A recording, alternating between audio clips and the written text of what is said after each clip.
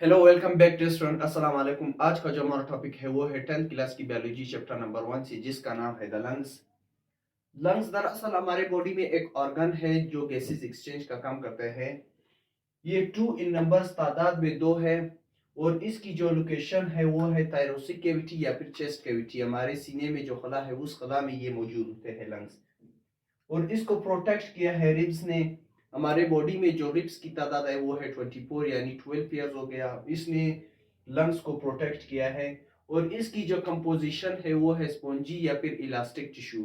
Spongy इस वजह से है क्योंकि इसमें एयर मौजूद होता है, इसी वजह से ये कंट्रैक्ट भी हो सकता है और रिलैक्स भी हो सकता है। इसी वजह से इसकी जो कंपोजिशन है वो है स्पॉन्जी। और इसकी जो साइज है, राइट लंग थोड़ा बड़ा है लेफ्ट से, क्योंकि लेफ्ट लंग्स के साथ हार्ट है, इसी वजह से लेफ्ट लंग जो है छोटा है राइट की बदौलत। अब आते हैं इसकी स्ट्रक्चर की तरफ। हमारे बॉडी में जो लंग्स की तादाद है वो है to in number.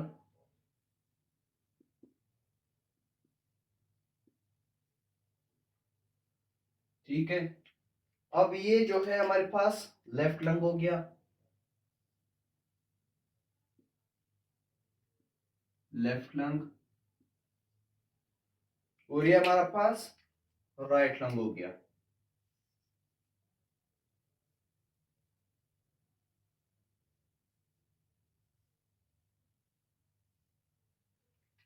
Right lung में 3 लोब्स मौजूद होते हैं, इस तरह के 3 लोब्स मौजूद होते हैं। जबकि लेफ्ट लंग में 2 लोब्स मौजूद होते हैं। ठीक है। फिर रिब्स के नीचे और लंग्स के ऊपर एक मसल मौजूद होता है जिसका नाम है इंटरकोस्टल मसल। ये मसल मौजूद होता है जिसने लंग्स को कवर किया है, इसका नाम है इंटरकोस्टल मसल। Intercostal muscle. और फिर लंग्स की लास्ट में यहाँ पर एक थिक मसल मौजूद होता है जिसका नाम है डायाफ्राम। जिसका नाम है डायाफ्राम। ठीक है। और फिर इस लंग्स के ऊपर दो मेम्ब्रेन्स मौजूद होते हैं।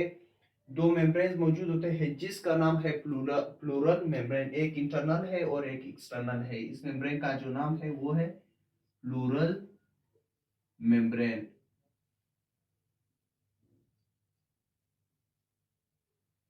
इस प्लूरल मेम्ब्रेन के अंदर एक फ्लूइड मौजूद होता है जिसका काम है ल्यूब्रिकेशन।